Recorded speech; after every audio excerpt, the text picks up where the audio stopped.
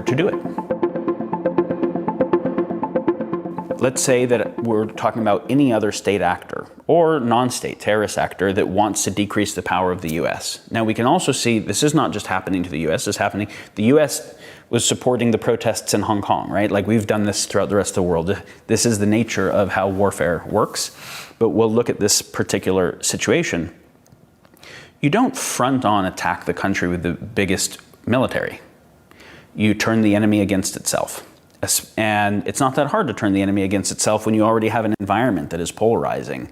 And doing that thing, all you have to do is just support the stuff the right believes to believe it even more. Just radicalize the stuff they already believe and that the left believes to believe it even more.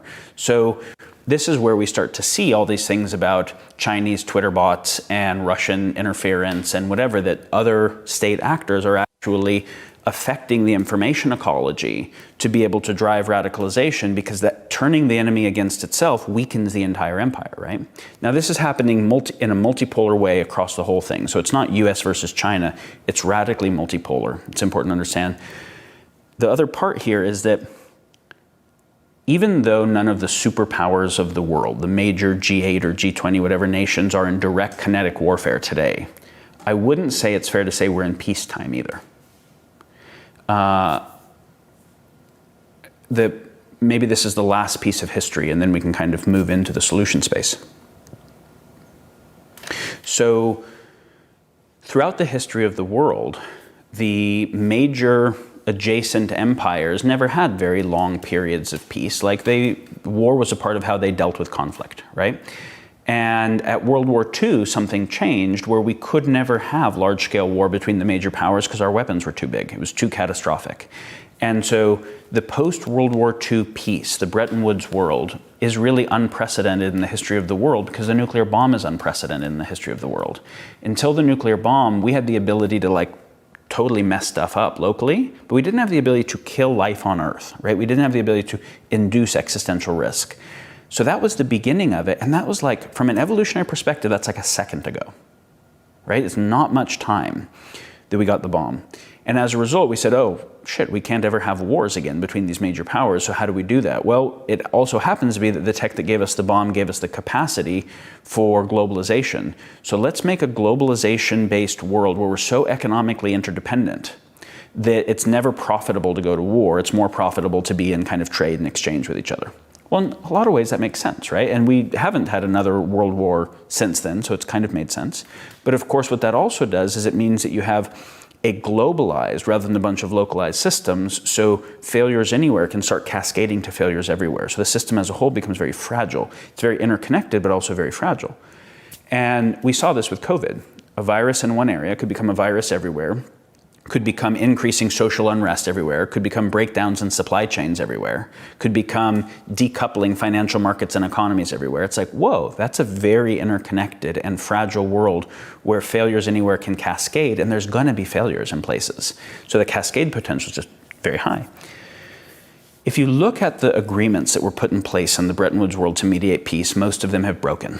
Right? We see the US having pulled out of NATO, we see decreased support for the UN, we see having pulled out of the WHO, and not just during the Trump administration. It's been weakening for some time for a number of reasons. So the large countries are actually doing cyber warfare on each other, and they know they're doing it. They're doing narrative warfare and economic warfare. So what I would say is that rather than say we're in peacetime, I would say that we're in kind of a multipolar war, but that is being fought as an unconventional rather than conventional war. So it's not being fought kinetically, though we see mounting kinetic capacity. We see the ramping up in the South China Sea, on the India-China border, on lots of places, AI military drone technology as an arms race everywhere, space war type phenomena. So we're ramping the kinetic capacity, but mostly it's being fought through economic, diplomatic, info, narrative, cyber type war. And so in this situation where there is a movement from kind of peacetime agreements to something more like unconventional warfare, and from, in general, conventional to unconventional warfare as a more kind of primary tactic that has been happening over the last couple decades globally, then narrative and info warfare become some of the most central parts of that overall picture. And especially in the info ecology where you can micro-target affecting people, right? The idea of stochastic terrorism, which is, let's say I want to drive terrorism in an area because I want to turn the enemy on itself. I want to damage the infidel or damage the social fabric of a place or whatever it is. But I want plausible deniability to never have it traced to me. Well, I can go into a group that's radicalized with a sock puppet, right, with a fake kind of account, as a international actor or a domestic actor, whatever, and just increase the radicalization through kind of support that looks pretty natural, right? Be like, let's say it's an incel group or it's a, Boogaloo group or an Antifa group, just be sharing more stuff that is of the type that outrages them.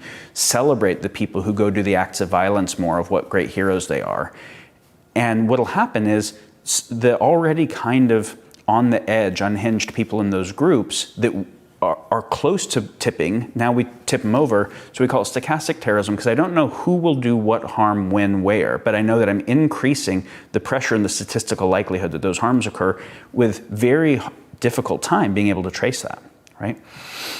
So the social media kind of and algorithmic bias kind of thing, the radical asymmetric information warfare, the lack of kind of information broadcast controls, combined with the increase in narrative and info warfare, combined with the actual complexity of the problems, all of that is unique to the current situation.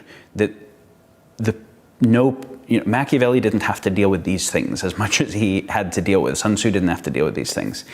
And so when we think about how do we solve any problems, the first thing we should be thinking is how do we understand the problems well enough to come up with good solutions? How do we make sure those good solutions don't cause other problems so that we don't cause problems, and so that other people who notice they cause problems don't resist the thing we're trying to do? So how do we come up with good solutions to the problem and the larger context of things that matter?